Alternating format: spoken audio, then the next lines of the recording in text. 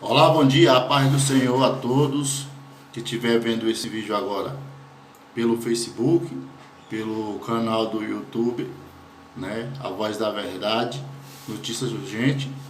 E bom dia a todos, povo de Brasília, povo do Brasil, meus irmãos em Cristo Jesus. Bom dia aos católicos, bom dia aos espíritas, bom dia aos kardecistas, bom dia aos budistas. Bom dia a toda classe de pessoa que existia ainda sobre a terra, porque eu acredito que todos nós somos criatura de uma mesma mão, de um mesmo Senhor, apesar dele ser Senhor de poucos. Mas estamos aqui agora, né, nessa quinta-feira pela manhã, gravando mais um vídeo no YouTube e no Facebook, né, aonde nós vamos estar aqui ministrando uma palavra da parte do Senhor para o seu coração, aquilo que o Senhor colocou nessa manhã no meu coração. E eu quero aqui, antes de eu começar a ministrar a palavra, que está aqui já, o Senhor já me deu a palavra aqui, eu quero te pedir para que você se inscreva nesse canal. Se inscreva nesse canal, toque nesse sininho que tem aí do lado, embaixo assim tem um sininho, você toca nele e deixa o seu likezinho lá naquela mãozinha, está assim, ó, fazendo um joinha. Clica nela lá e curte nosso canal, nossa transmissão. Se inscreva no canal para você receber todos os dias uma palavra de fé, uma palavra de bênção, uma palavra de vitória que nós vamos estar ministrando aqui nesse canal. E eu quero começar dizendo que eu sou um cristão, um crente que ainda creio nessa palavra aqui, ó. Eu ainda ministro na Bíblia, né? Porque os tempos estão modernos, se modernizaram tanto que tem gente que já não está mais nem usando a Bíblia, né? Anda com celular, com tablet. Eu não discordo, tem gente que acha melhor, mais confortável, né? Até para locomoção, né? Tem gente que digita o seu esboço ali no tablet, no celular, né? Não sou contra, mas eu ainda sou da Bíblia, eu ainda gosto de ler na Bíblia, na Santa Palavra de Deus. Não que a Bíblia do celular não seja uma Bíblia verdadeira, né? Não seja a Palavra de Deus, porque se é a Bíblia, é a Palavra do Altíssimo, né? Então nós vamos aqui começar agora aqui ministrar uma palavra no seu coração. E eu vou ler aqui um texto até muito conhecido, né? Um versículo aqui de um livro muito conhecido, o livro dos Juízes. Eu acredito. Por que eu falo que é um livro conhecido? Porque é um livro que quando você lê, ele prende sua atenção. Quando você começa a ler o livro dos Juízes, ele te chama a sua atenção, ele te prende a sua atenção. Porque do capítulo 1 até o último capítulo, o livro dos Juízes nos traz a riqueza, né, de Deus na vida do povo dele. Ele nos mostra a riqueza do Senhor na vida do povo que ele escolheu como seu povo. Então, ele chama a nossa atenção, ele prende a nossa atenção, né? E eu quero ler aqui no capítulo de número 2, o versículo de número 10. Somente esse versículo, e aqui nesse versículo, o Senhor tem colocado algo no meu coração, e eu quero passar para você. Amém? Diz assim, 2 Juízes, capítulo 2, versículo de número 10, diz assim: E foi também congregada toda aquela geração a seus pais, e outra geração após ela se levantou, que não conhecia ao Senhor, nem tampouco a obra que ele fizera a Israel. Aleluia. E esse texto, quando eu li esse texto aqui, esse versículo, quase que deu medo. Porque o que é que nós vemos aqui? Nós vemos a Bíblia nos falando aqui de dois tipos de pessoas, de uma geração após outra geração. Como assim dois tipos de pessoas? Ora, uma geração que andou com Deus, uma geração que viu o Senhor no meio dela, uma geração que pôde ver tudo que o Senhor fizera a Israel.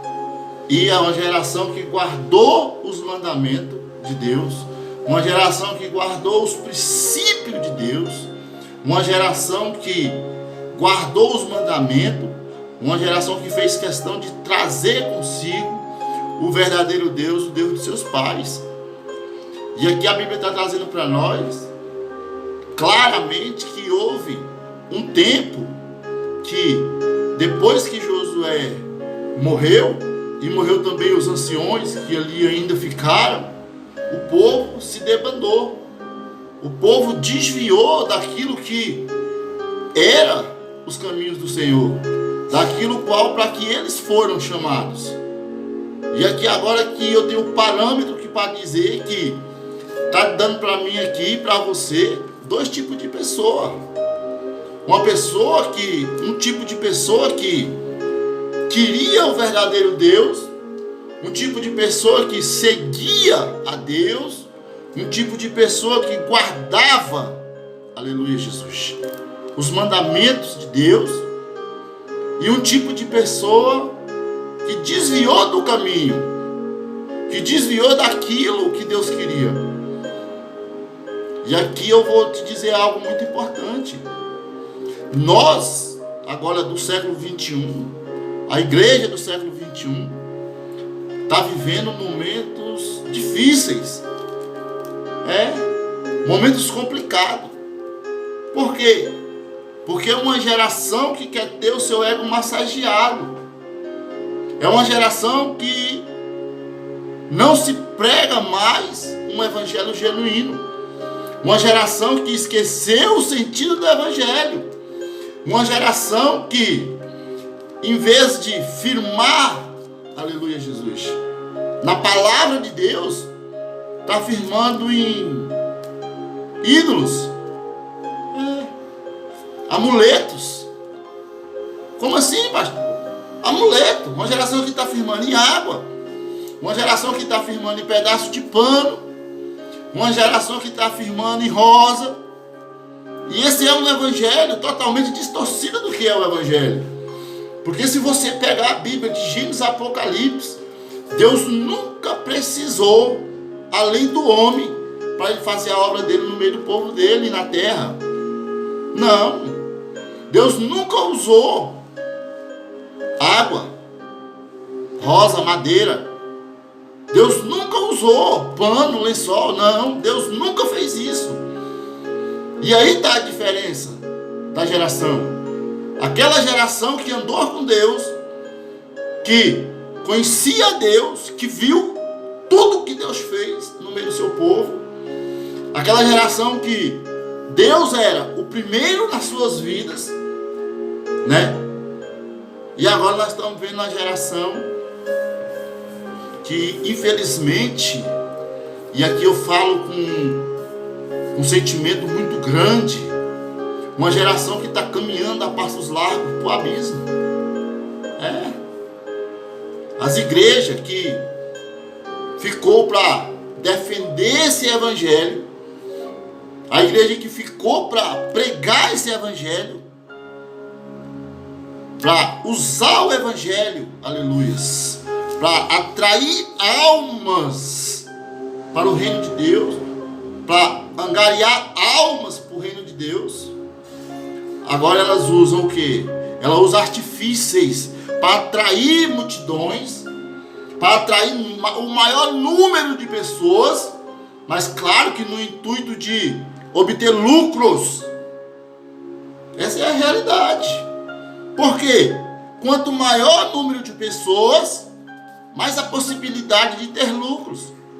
E começaram a trocar o evangelho, começaram a deixar o evangelho de lado, o evangelho da cura, o evangelho que sara, o evangelho da libertação, o evangelho que transforma a vida do homem, o evangelho que leva ao céu, para começar a pregar um evangelho, aleluia Jesus, de socorro, um evangelho de auto-socorro.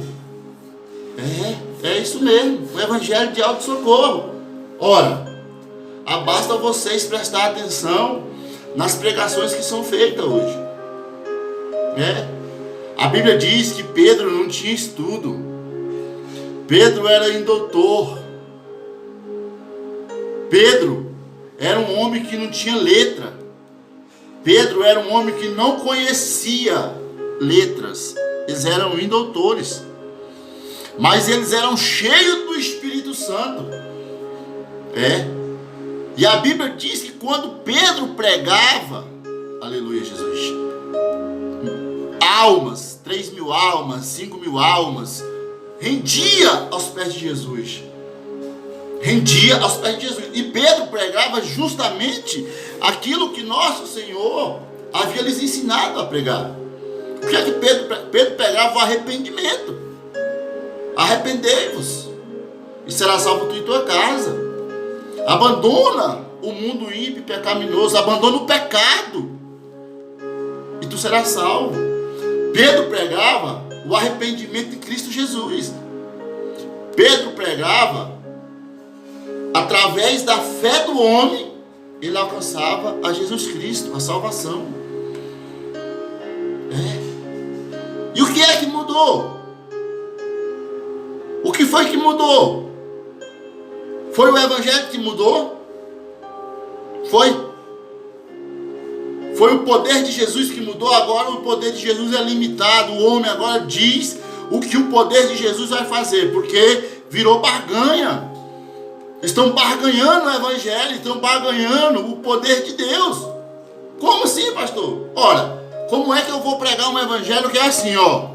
Se você fizer um voto, você vai dar um tanto e Jesus vai te abençoar.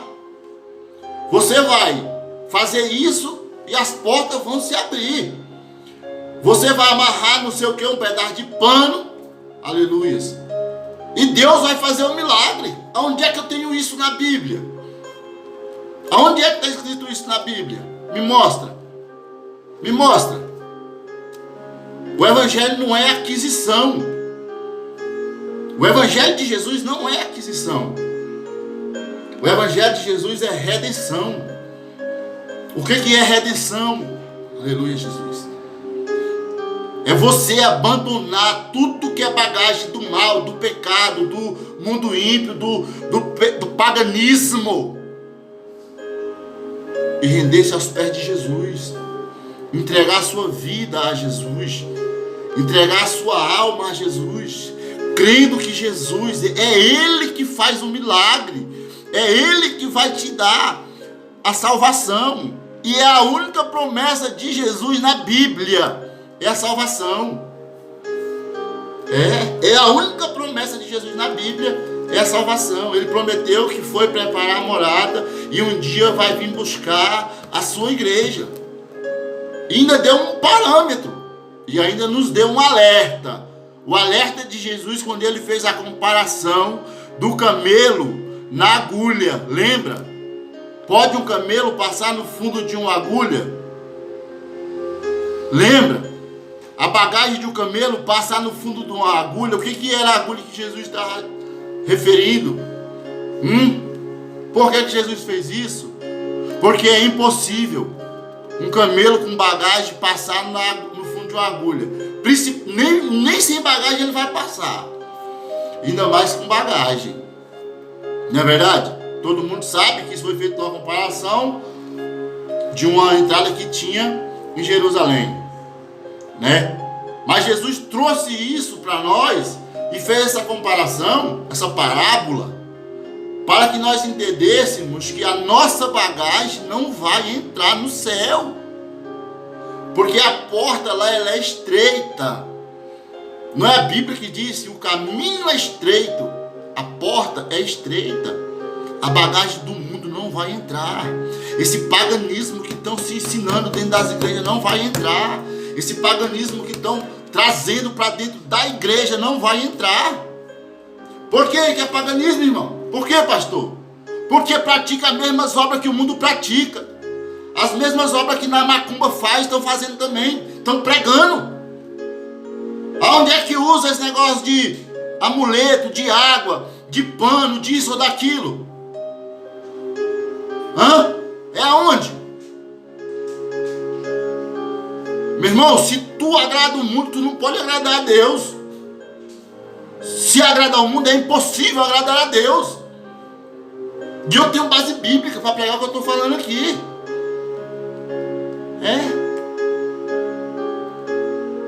E essa geração, é dessa geração que a Bíblia estava falando. Uma geração que congregou o Deus dos seus pais, que guardou os mandamentos, que guardou os preceitos, que guardou os princípios, que guardou a palavra, que fez questão de manter a verdade.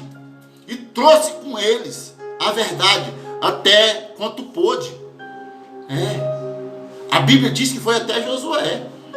Porque depois de Josué que o povo desviou, desbandeirou. E como é que era o evangelho há 30 anos atrás? Como é que era o evangelho? Como é que era a igreja há 50 anos atrás? Como é que era? Como é que era? Como é que era o evangelho? Como é que era pregado esse evangelho? Como é que era pregado isso aqui? Esse evangelho? Essa santa escritura aqui? Como é que era pregado? Era pregado por pessoas indoutores.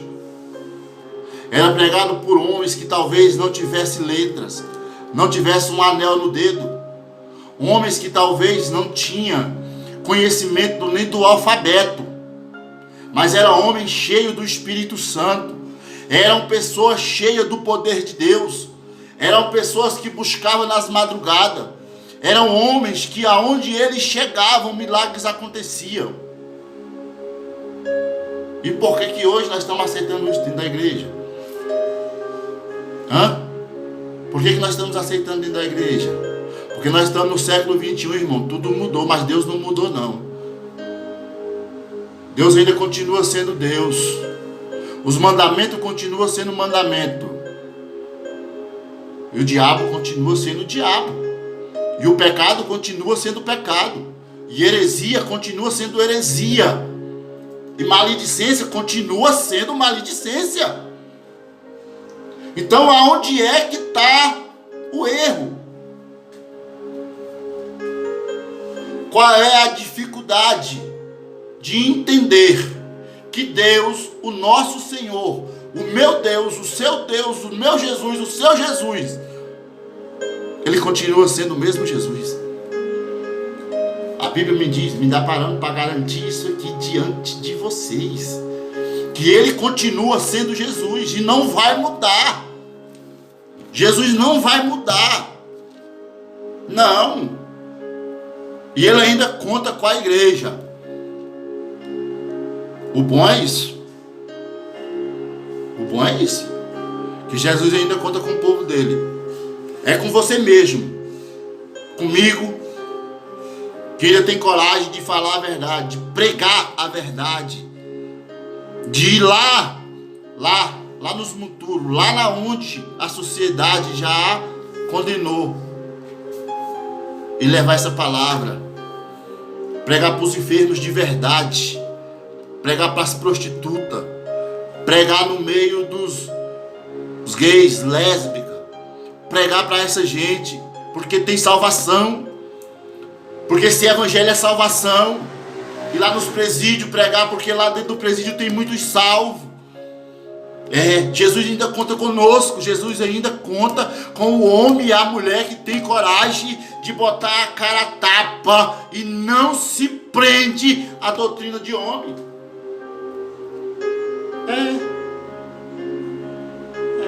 Às vezes as pessoas olham para mim e imaginam que eu devo ser até doido, porque eu não tenho medo de falar de Jesus aonde quer que seja, aonde quer que eu chegue, independente da situação. E às vezes as pessoas me tiram até por doido. E o que eu vejo na Bíblia, e quando eu prego o que eu estou pregando aqui, eu vou ser tirado até como rebelde. Por quê? Porque os maiorais do evangelho, como se acham, os doutores do evangelho, eles acham que são dono da verdade, dono da palavra. Eles acham que são o próprio Deus. Sentam nas suas catedrais e querem ser ovacionados. Sentam nos seus tronos, dentro das suas catedrais, e querem ser ovacionados. Me mostra onde foi que Jesus sentou em alguma catedral nessa terra aqui. Me mostra. Me mostra se Jesus não estava no meio do povo pregando, falando, ensinando, exortando. A igreja não foi chamada para ovacionar homens que se acham melhor do que o outro, não. Homens que acham que é melhor do que o irmão que só tem 2 dentes, um zagueiro e um atacante. E não é doutor em nada. Homens que pensam que são Deus. Tem uns que pensam, tem outros que têm certeza que são. E o povo está se curvando diante dessa gente. E os crentes estão se curvando diante dessa gente. Se curvam diante deles. Porque tem medo. Tem medo de ser tirado como rebelde, da igreja virar as costas para ele, do ministério expulsar ele. Que me expulsem. Que me expulsem do ministério. Eu não estou nem preocupado. Eu não nasci para servir a ministério. O ministério não vai me levar para a glória. De forma alguma. É claro que eu tenho que ter um ministério. Eu tenho que congregar, ter um ministério. Ser obediente ao meu pastor, ao anjo da igreja. Porque a Bíblia me ensina isso. Entende? E aqui, quando eu li isso aqui, me deu foi medo. Porque o que segue aqui, o que se segue depois desse versículo número 10, do capítulo 2, do livro do Juiz, o que se segue após ele, é um Deus zeloso. É um Deus que zela pela sua integridade, pelo seu nome. É um Deus que deixa que o povo dele mesmo se perca, para que o seu nome não seja profanado, para que o seu nome não seja jogado na lama. Mas eu tenho uma notícia para você, meu irmão, para você, minha irmã, que ainda acredita nesse evangelho genuíno, que ainda prega esse evangelho genuíno. Jesus está chegando. Jesus está chegando. Ele vem buscar o seu povo. Ele está chegando, ele vem buscar o seu povo. Basta você olhar para tudo que já aconteceu. Basta você analisar tudo o que está acontecendo. E você vai ter convicção do que eu vou te falar aqui agora. Jesus não tarda. Jesus está chegando. Ele vem buscar um povo lavado, um povo remido, um remanescente. Jesus ainda vai vir buscar um remanescente que ainda crê nesse evangelho, que ainda prega esse evangelho e guarda esse evangelho. Irmão, mas com o passar dos anos, com o sofrimento, todo mundo sente, todo mundo apóstata da fé. É verdade, irmão. É verdade. Mas a igreja não está morta porque Jesus está morto, não. A igreja está morta, a igreja está gelada, a igreja não tem salvação, a igreja não tem batismo com o Espírito Santo. Não é porque Jesus está morto, porque deixou de ser Deus, não. É porque os que estão lá dentro é maior do que o que está lá em cima, o Senhor da glória. Os que estão lá dentro se acham maior do que o próprio Deus. Lembra quando Jesus disse: eis que estou à porta e bato, se alguém abrir eu entrarei? Pois é, Jesus estava falando de uma igreja que ele criou e não podia mais entrar lá, que ele estabeleceu e não podia mais entrar. Era disso que Jesus estava falando. Por isso, nesse dia de hoje é 31 do 10, às 10 horas da manhã, eu quero te fazer um convite, meu irmão. Você que por algum motivo aí deixou os caminhos do Senhor, por algum motivo você se declinou, por necessidade, talvez você tenha que ter aceitado pregar o que o povo quer escutar. Volta hoje para o primeiro amor. Amém? Um abraço e a paz do Senhor fique com